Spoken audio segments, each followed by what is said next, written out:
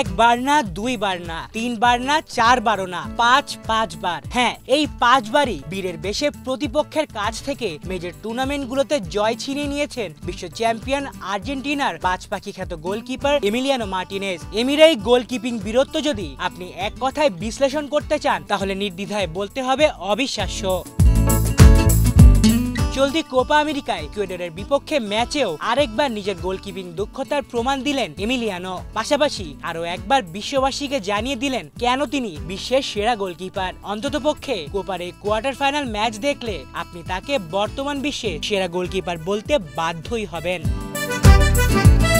তবে ইকুয়েডরের বিপক্ষে ম্যাচে শুধু পেনাল্টি শুটআউটেই দলের হাল ধরেননি এমি, বরং শুরু থেকেই ছিলেন আর্জেন্টাইন রক্ষণের সবচেয়ে বড় দেয়াল হিসেবেই। ম্যাচের ১৫তম মিনিটে ময়সেজ কালসেডোর বাড়ানো পাসে জেরেমি সারমিয়ন্তোর শট রুখে দেন এমিলিয়ানো মার্টিনেজ। কিছুক্ষণ পরই আবারও লক্ষ্যে শট নেন পায়েস। সব মিলিয়ে ম্যাচের প্রথম ২৫ মিনিট পর্যন্ত আর্জেন্টাইনদের বেশ চাপে রেখেছিল ইকুয়েডর। তবে মার্টিনেজ বীরত্বে ম্যাচে থাকে বিশ্ব চ্যাম্পিয়ন দলটি। এরপর ম্যাচের ৩৫তম মিনিটে আর্জেন্টিনাকে এগিয়ে দেন লিসান্দ্রো মার্টিনেজ। কর্নার থেকে মেসির উড়িয়ে দেওয়া বল ডিবক্সের ভেতরই মাথা ছুঁয়ে দিক বদলে দেন ম্যাকঅ্যালিস্টার। সেখান থেকে নিখুঁত স্পর্শে জাল খুঁজে নেন লিসান্দ্রো। এরপর প্রথম হাফ আর দ্বিতীয় হাফ মিলিয়ে কোনো গোলই হয়নি। তবে ইনজুরি টাইমে দুর্দান্ত এক হেডে ইকুয়েডরকে সমতায় ফেরান কেভিন রদ্রিগেজ। এতেই টাই ব্রেকারে গড়ায় ম্যাচটি। আর এরপর তো বাকি গল্পটা মার্টিনেজময়।